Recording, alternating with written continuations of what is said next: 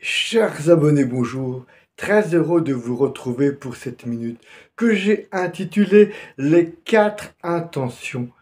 Cette méditation part d'une, on va dire, mini-conférence donnée par Emmanuel Olivier dans le cadre de l'émission Sagesse bouddhiste.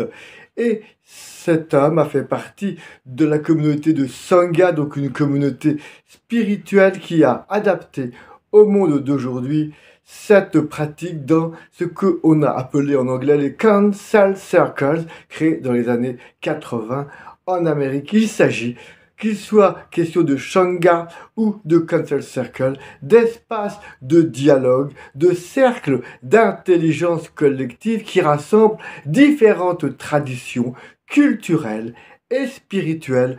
Ces cercles de parole sont centrés sur l'interdépendance et la compassion, de valeurs phares de la tradition bouddhiste. La vocation de ces cercles peut être soit thérapeutique, soit simplement créer des liens entre les personnes et créer ainsi une communauté. Emmanuel Olivier a pioché dans la tradition, dans la sagesse amérindienne, 4 intentions qui sont recommandées lorsque l'on veut échanger de façon fructueuse. Il s'agit d'intentions que chacun librement va tenir et non pas de règles. Voici ces 4 intentions. En premier, toujours parler du fond du cœur. Il s'agira d'un témoignage et non d'un partage de sa propre opinion. C'est mon histoire que je partage. 2. Être attentif à la personne en s'abstenant de l'interrompre et de tout jugement. 3.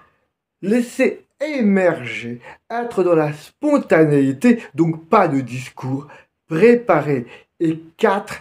Aller à l'essentiel, aller directement au cœur du sujet que nous souhaitons aborder et partager. Il y a quelques astuces pour rendre davantage fructueux ces cercles d'échange.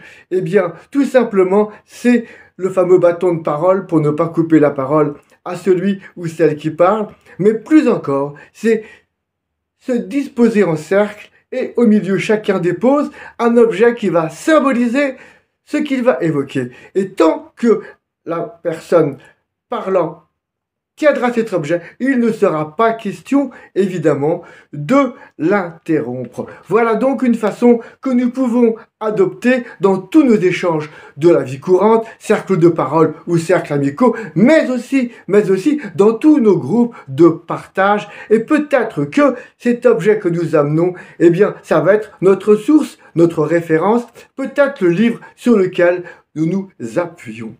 Chères auditrices, chers auditeurs, je vous souhaite bonne méditation et surtout de rester dans la conscience de l'interdépendance et de la compassion à laquelle nous sommes chacun invités. À très bientôt, comme d'habitude.